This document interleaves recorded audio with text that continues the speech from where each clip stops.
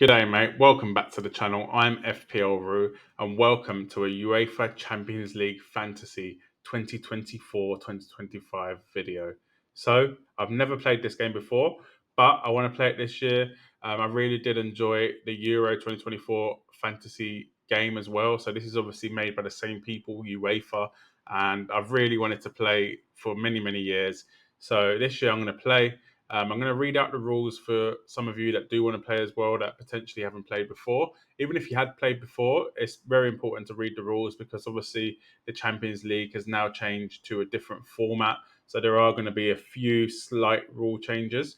And we'll get straight started into the video. So I'm just going to go through basically all the different rules. So basically, it's pretty much like FPL. You get to pick players, they score points, you do well.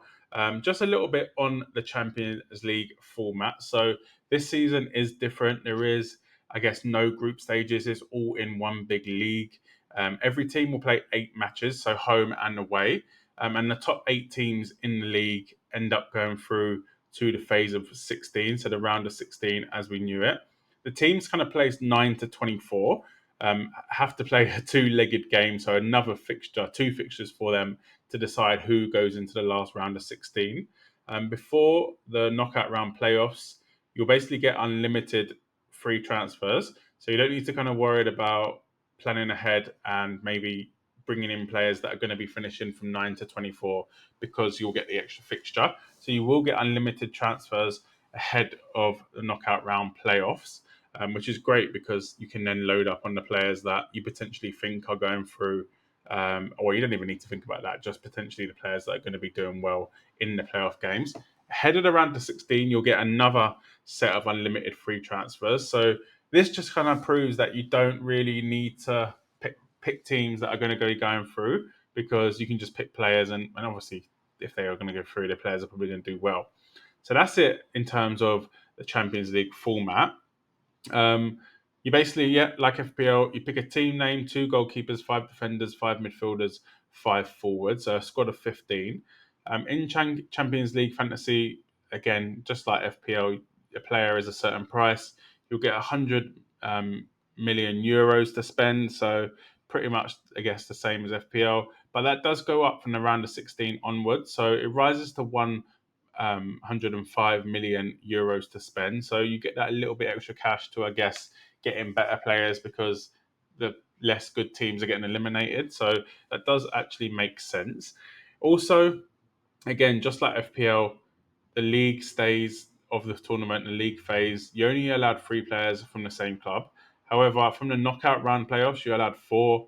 So you can really load up on the teams that you think are going to do well in the playoffs because you do get unlimited transfers. Round of 16, you've got 4, then 5 for the quarters, 6 for the semi-finals, and then 8 for the finals. So you can really go heavy on the team that you think is going to win the final.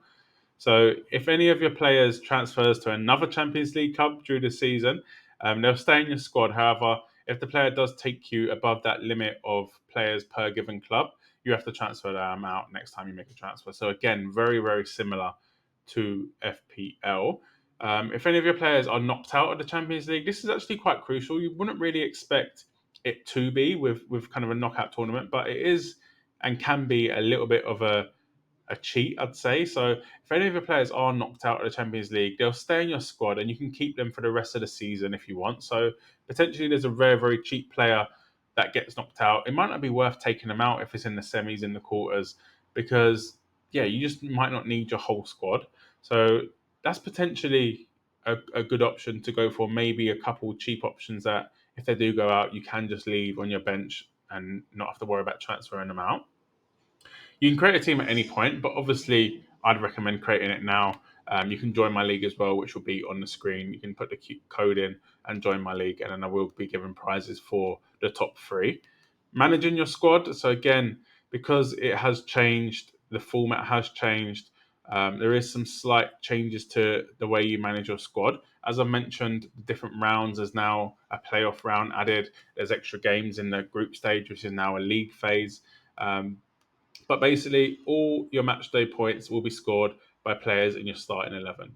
So, not all players who start the match day in your starting 11 have to finish in the match day 11. So you can potentially make subs throughout the match day to basically take out the players that haven't really performed well and bring in players that haven't played yet. But that's a crucial thing. If you want to bring in a player, they have to have not played yet. For most matches, like I said, it says here, you'll be able to sub in and out players depending on their performances. So that does kind of make a difference. Potentially, you could argue that having some better players towards the last few match days of the match week is better off. But yeah, for me, we'll get to that a bit more when the season does start. Um, we'll go on to it when it does come to the match section. So you need to save your team, obviously, before any match day deadline. And the deadline, unlike FPL, is the kickoff time of the first game within the match day. So you get to see the lineups for the teams that play first on that match day. If any of your starting players don't play in that match day, they will be automatically replaced by your substitutes, as long as obviously the formation rules aren't broken. Formation, you have to have a keeper, you have to have 3 defenders, you have to have 2 midfielders, and at least 1 forward. So you can play 5-4-1, you can play 5-2-3. There is a little bit of flexibility there, but I'm sure you're going to be wanting to play your attacking players anyway.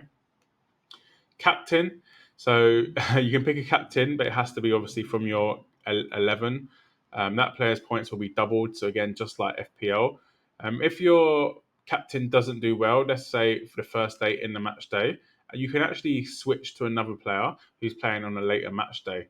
This kind of gives you the chance to have another go at captaincy, which is kind of important in this game, in the way UEFA do this game. You won't be able to change back though. So, say for example, Harry Kane for Bayern scored a goal, but then you've got Mbappe for Real Madrid the day after, and you do switch, but Mbappe doesn't score. You can't then switch back to Harry Kane. So once you've switched, that's it. Um, if your captain doesn't play, then you haven't made a change, that will be done again automatically. And yeah, similar to how the subs are played. So basically, the trick is to select a captain from a team that is playing early on in the match day, so potentially the first day. And then that way, if he doesn't score, you can always move him on, until you're happy with a score. Move on to subs now. So between match days, you can make subs. So as the games are going, not as the games are going on. So as soon as a player has played a minute and his team has played, you can't do that. So, but you can make subs if the player that you're bringing on hasn't played yet. You can sub out a maximum of 4 players. Obviously, that's all you've got on your bench anyway. But you can't sub out players that have been sent off. So potentially, if there's players that are a little bit dirty, potentially get a lot of yellow cards, red cards, then it might not be worth putting them in your team. Any players you sub out will score 0. So if you sub out Kane because he only got 1 goal, that's it. He's going to get 0. You can't go back or anything like that. Captain, as I mentioned, you can change. The score will be doubled, but bear in mind you can't sub players into your starting 11 or change captains who have already played. So I did mention that, but that is so important. Just remember you can't sub in players that have already played. So your bench should look like basically players that play at the latter days of the match day. Once you confirm your subs, you can't go back. Once the final matches on the final match day have kicked off, you can't make any changes, and you'll need to save your changes before the match day kickoff of the first match on match day 1. So another little tip as well. So because you can't make subs mid-match day, you've got to basically pick a squad of players that have a wide variety of fixtures on different days. So basically, you want to play your players that are going to be playing first. So you have them, and if they don't perform, then you can sub them out. I won't go too much into automatic subs because it's pretty straightforward. We'll move on to transfers now. So basically, making transfers is a key part of any fantasy game. With this, though, it's a little bit different to just, I guess, one transfer a week. You obviously get unlimited transfers before the game kicks off, before the Champions League kicks off. During the league phase, you'll get 2 per match day, and obviously there's 8 match days, so there's a lot of match days. Before the knockout playoffs, you get unlimited, and then as well before the round of 16, you get unlimited, and you also get 2 before the playoffs second leg. So that's an interesting one. For the round of 16, you get 3. Before quarterfinals, you get 5. Before quarterfinals, second leg, you get 3. Before semi-finals, you get 5. Before semi-finals, second leg, you get 3. Before the final, you get 5. So there's loads of transfers. So for me, especially with the league phase now of 8 games, there's no need really to be looking at players for the whole 8 games. I'd probably just focus on 2 to 3 match days at most. So yeah, that's one key thing to take from the transfers of this game. During the league phase, again, if you don't use your transfer during the match day, you'll be able to carry one forward to the next match day. But that's only one. So really, you have to use a minimum um, one basically. If you use your wildcard or limitless chip, then no free transfers get carried away. So with FPL these days, it actually does carry on. But with this game, if you use your wildcard or limitless chip, basically it doesn't get carried forward. So before we do go on to player prices, we'll just explain what the chips are. We'll do player prices first, actually. So they basically stay the same until match day 2. From match day 3 onwards, some players' prices will be adjusted based on their performance in previous games. Prices will keep changing throughout the season depending on how many points they score. So, unlike FPL, this is done on performance. FPL is done on how many people bring them in. So, a little bit of a difference. Deadlines, again, are a bit different. I've mentioned it already. They're at the first day of the match day's kickoff. So, you get to see the team sheets. So, these are them listed now. There's a total of 17 match days, which is ridiculous. But it's a long season, and yeah, it's going to be fun. It's going to be a fun one. Let's go on to chips. So we know chips, wildcard, limitless. If you've played UEFA fantasy games before, free hit, chips like that. However, you only get 2 chips with UEFA fantasy, which is basically a limitless chip. So you get to make unlimited transfers and you get to bring in players of any value. So your team value could be 200 million if you want it to be. So with this chip, I'd say play it on a day where the good teams have easy fixtures.